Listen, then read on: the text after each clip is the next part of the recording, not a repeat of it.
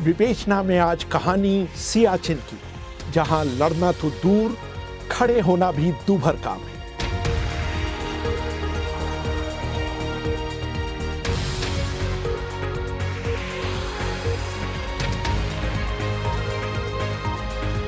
अभिवादन स्वीकार करिए रेहान फदल। रूस के टुंड्रा को शायद दुनिया का सबसे खतरनाक युद्ध स्थल माना जाता है। 1942 के जाड़े के मौसम में स्टालिनग्राड में रूसी सेना के हाथ हिटलर की सेना की हार ने दूसरे विश्व युद्ध का रुख ही बदल दिया था। वर्ष 1948 में बर्फ से ढके स्कर्दू और गिलगित में पाकिस्तानी कबायलियों के खिलाफ मेजर जनरल थिमैया की 19 इन्फेंट्री डिवीजन ने जिस तरह लोहा लिया था, वो भी साहस और जीवट की सबसे बड़ी मिसाल है। लेकिन ये सब लड़ाइयाँ सियाचिन में पिछले 36 साल से चल रहे भारत पाकिस्तान संघर्ष के सामने कहीं नहीं टिकती।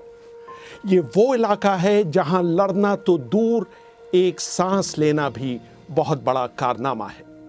बात 13 अप्रैल 1984 की है। समय था सुबह 5:30।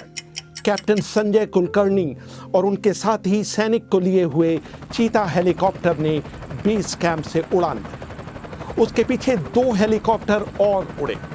दोपहर तक स्क्वाड्रन लीडर सुरेंद्र बैंस और रोहित राय ने इस तरह की 17 उड़ानें और भरी। कैप्टन संजय कुलकर्णी के साथ एक जेसीओ और 27 भारतीय सैनिकों को सियाचिन में बिलाफोन ला के पास हेलीकॉप्टर से नीचे उतारा गया। नितिन गोखले अपनी किताब beyond NJ 9842 the Siachen saga में लिखते हैं।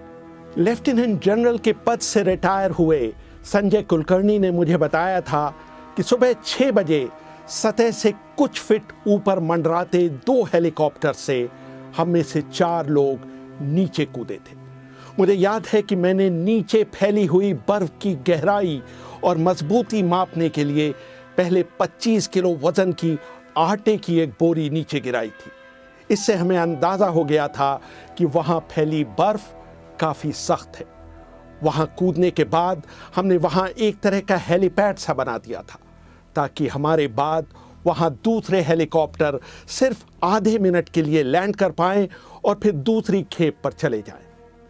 उस दिन की कभी न भूलने वाली याद ये है कि उस दिन विजिबिलिटी 0 से भी नीचे थी और तापमान था -30 डिग्री।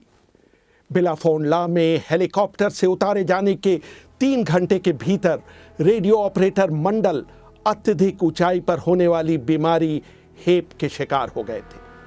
हालांकि इससे भारतीय दल को एक तरह से फायदा ही हुआ, क्योंकि रेडियो ऑपरेटर की अनुपस्थिति में पूरी रेडियो साइलेंस बरती गई और पाकिस्तानियों को वहां भारतीय सैनिक होने की भनक तक नहीं लग पाई। बिलाफोन ला में उतरने के कुछ समय बाद ही कुलकर्णी और उनकी टीम का बाहरी दुनिया से संपर्क टूट गया था, क्योंकि उन्हें एक भयावह बर्फीले तूफान ने घेर लिया था। हाल ही में छपी एक और पुस्तक फुल स्पेक्ट्रम इंडियाज़ वॉर्स 1972-2020 में air vice marshal Arjun Subramaniam लिखते हैं, 16 अप्रैल को जब मौसम साफ हुआ तब जाकर कुछ और सैनिक और मेडिकल सहायता भेजी जा सकी। तब तक एक सैनिक की मौत हो चुकी थी और बचे हुए 27 भारतीय सैनिकों में से 21 सैनिक फ्रॉस्ट बाइट यानी शीत दंश के शिकार हो गए थे। करीब 23,000 फीट की ऊंचाई पर 75 किलोमीटर लंबे और करीब 10,000 वर्ग किलोमीटर क्षेत्र में फैले सियाचिन ग्लेशियर का इलाका इतना दुर्गम है कि भारत और पाकिस्तान दोनों ने 1972 तक इसकी सीमा के बारे में स्पष्टीकरण देने की जरूरत ही नहीं समझी थी। भारत का माथा तब ठनका जब 70 के दशक में कुछ अमरीकी दस्तावेजों में NJ 9842 से आगे काराकोरम रेंज के क्षेत्र को पाकिस्तानी इलाके के रूप में दिखाया जाने लगा। भारत को ये भी पता चला कि पाकिस्तानी इस इलाके में पश्चिमी देशों के पर्वतारोहण दल भी भेज रहे हैं। ताकि इस इलाके पर उनका दावा मजबूत हो जाए। 80 के दशक में भारतीय खुफिया एजेंसी रॉ के जासूसों को पता चला कि पाकिस्तान जर्मनी से ऊंचाई पर रहने के लिए खास तरह के कपड़े खरीद रहा है।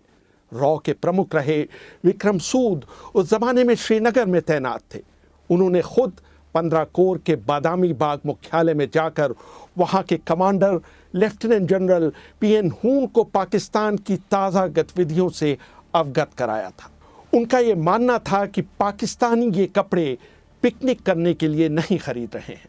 Air vice marshal Arjun Subramaniam अपनी किताब फुल स्पेक्ट्रम इंडियाज़ वॉर्स 1972-2020 में लिखते हैं, पाकिस्तान ने 1983 की सर्दियों में बिला फोनला पर नियंत्रण करने के लिए मशीन गन और मोर्टार से लैस अपने सैनिकों का एक छोटा दल भेजा था। ऐसा माना जाता है कि अत्यधिक खराब मौसम और रसद न पहुंचा पाने की अक्षमता के कारण उन्हें वहां से वापस लौटना पड़ा था। पाकिस्तान के पूर्व राष्ट्रपति परवेज मुशर्रफ भी उस जमाने में वहां तैनात थे। वो अपनी आत्मकथा in the line of fire में लिखते हैं, हमने सलाह दी कि हम वहां मार्च में जाएं, लेकिन उत्तरी क्षेत्र के जनरल ऑफिसर कमांडिंग ने यह कहकर मेरी सलाह का विरोध किया कि दुर्गम इलाका और ख़राब मौसम होने के कारण हमारे सैनिक वहां मार्च में नहीं पहुंच सकते। उनकी सलाह थी कि हम वहां 1 मई को जाएं। वो चूंकि कमांडर थे इसलिए उनकी बात मानी गई। यहाँ हमसे गलती हुई। हम जब वहां पहुंचे तो भारतीयों ने वहां पहले से ही ऊंचाइयों पर कब्जा जमाया हुआ था। सियाचिन पर चौकियां बना लेने से कहीं मुश्किल था वहां 0 से 30 या 40 डिग्री नीचे तापमान में टिके रहना। इससे भी अधिक दुष्कर था मारे गए सैनिकों के शवों को नीचे लाना। 90 के दशक में सोनम सैडल पर एक गोरखा सैनिक की HEPE बीमारी से मौत हो गई। उसके शव को हेलीपैड तक लाया गया ताकि उसे बेस कैंप पर भेजा जा सके, लेकिन पायलट कुछ आवश्यक वस्तुओं को पहुंचाने में व्यस्त थे, इसलिए उन्होंने कहा कि वो शाम तक ही शव को नीचे ले जा पाएंगे। नितिन गोखले अपनी किताब beyond NJ 9842 the Siachen saga में लिखते हैं, जब शाम हुई तो पायलट ने कहा कि उनका ईंधन समाप्त हो रहा है, इसलिए वो अगले दिन शव को लेकर जाएंगे। अगले दिन कुछ और ज़रूरी काम आ गए। इस तरह शव का नीचे ले जाना लगातार 2 हफ्तों तक टलता रहा। हर दिन गोरखा अपने साथी के शव को हेलीपैड तक लाते, लेकिन हेलीकॉप्टर में जगह न होने की वजह से उसे वापस ले जाते। अपने मृत साथी के शव को 20 दिनों तक अपने बंकर में साथ रखने का असर ये हुआ कि उनको मति भ्रम हो गया। वो उस मृत सैनिक के साथ इस तरह पेश आने लगे जैसे वो अभी भी जीवित हो। वो उसका खाना तक अलग रखने लगे। जब अफसरों को इस बारे में पता चला तो उन्होंने शव को P1 यानी प्रेफरेंस 1 घोषित करवाया, तब जाकर उसे नीचे भेजा जा सका। शवों को नीचे ले जाने की पायलटों की अपनी अपनी कहानियां हैं। कई बार शवों के नीचे जाने का इंतजार करते करते उनमें ऐंठन आ जाती थी। चेतक हेलीकॉप्टर वैसे भी इतने छोटे होते हैं कि उनमें एक शव को बहुत मुश्किल से ही रखा जा सकता है। कई बार ऐसा भी हुआ है कि सैनिकों को अपने साथियों के शवों की हड्डियों को तोड़ना तक पड़ा है ताकि उन्हें स्लीपिंग बैग में रखकर हेलीकॉप्टरों से नीचे भेजा जा सके। Brigadier R.I. विलियम्स ने एक किताब लिखी है the long road to Siachen the question why, जिसमें वो लिखते हैं जीवित घायल लोगों को नीचे ले जाना इतना मुश्किल काम नहीं था जितना मृत लोगों को नीचे ले जाना। कई बार हमें शव को अमानवीय और असम्मानजनक तरीके से रस्सी से बांधकर निचले इलाके की तरफ लुढ़काने के लिए बाध्य होना पड़ता था। इसका कोई विकल्प नहीं होता था क्योंकि शव को कई दिनों तक उसी जगह रखने से उसमें अकड़न आ जाती थी और वो बिल्कुल चट्टान की तरह सख्त हो जाता था।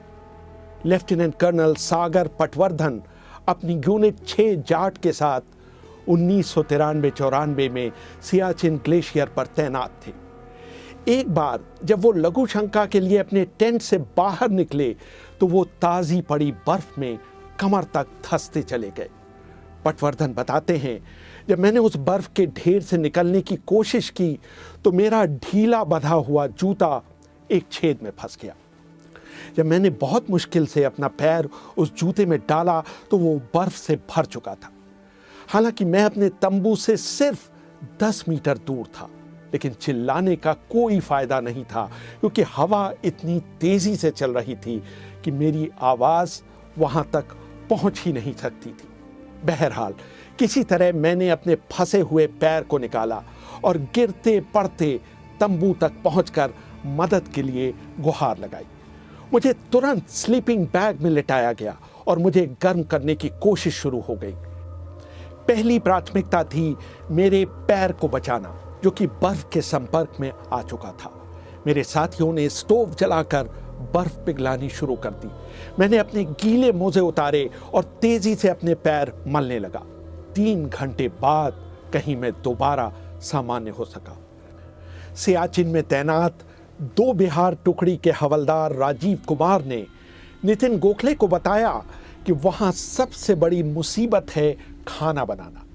चावल पकाने के लिए प्रेशर कुकर की 21 सीटियां लगानी पड़ती हैं। हालांकि सेना की तरफ से हर सैनिक को हाई प्रोटीन डाइट दी जाती है, लेकिन वहां कोई भी उसे नहीं खाता क्योंकि वहां भूख ही नहीं लगती। बहुत से सैनिकों की त्वचा का रंग काला पड़ जाता है। वहां तैनात अधिकतर सैनिक नींद न आने की शिकायत करते हैं। डॉक्टरों का मानना है कि नींद न आने का मुख्य कारण ऑक्सीजन की कमी होना है। सियाचिन ग्लेशियर पर मानव शरीर को कम ऑक्सीजन, बेइंतहा ठंड, अल्ट्रावायलेट रेडिएशन के अलावा बहुत कम आर्द्रता का सामना करना पड़ता है। इसके अलावा लंबे समय तक अलग थलग रहना, हमेशा टिन बंद खाने पर निर्भर रहना, साफ पीने का पानी मिलने में दिक्कत, बिजली के बिना अस्थायी तंबुओं में रहना और हमेशा दुश्मन के हमले का डर बने रहना भारतीय सैनिकों का बहुत बड़ा इम्तिहान लेते हैं। सियाचिन की ऊंचाई पर एक स्वस्थ सैनिक के फेफड़े में ऑक्सीजन का स्तर समुद्र सतह पर रहने वाले बुरी तरह से फेफड़े की बीमारी से जूझ रहे व्यक्ति के बराबर होता है। वहां पर भारतीय सैनिकों को सबसे ज्यादा बीमारी होती है उनके फेफड़ों और दिमाग में पानी जमा हो जाने की। एक जमाने में वहां तैनात 100 सैनिकों में से 15 को अधिक ऊंचाई पर होने वाली बीमारी हेप, हाई एल्टीट्यूड पुल्मोनरी एडीमा हुआ करती थी। लेकिन अब डॉक्टरों की मेहनत की वजह से ये बीमारी अब सिर्फ 100 में से 1 सैनिक को होती है। सियाचिन में अभी भी मौतें होती हैं, लेकिन इनमें से अधिकतर मौतें अब दुर्घटनावश ही होती हैं। सियाचिन से वापस लौटने के बाद सैनिकों को सबसे अधिक शिकायत होती है वजन कम होना, बहुत अधिक नींद आना, चीज़ों को भूलना और यौन शक्ति में कमी आना।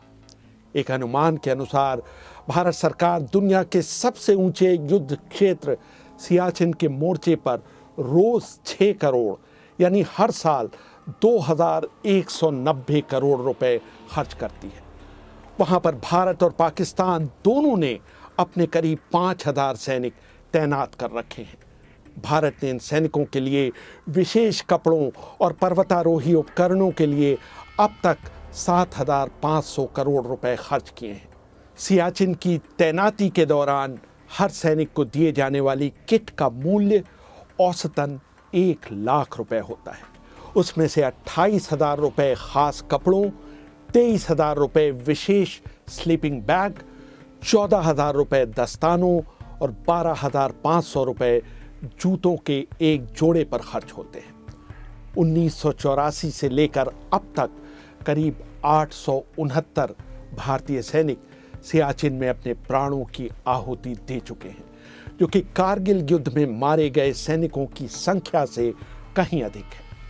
इनमें से 97% सैनिक मौसम की मार की वजह से मारे गए हैं, न कि पाकिस्तान के साथ लड़ाई में। रेहान फजल, BBC, दिल्ली।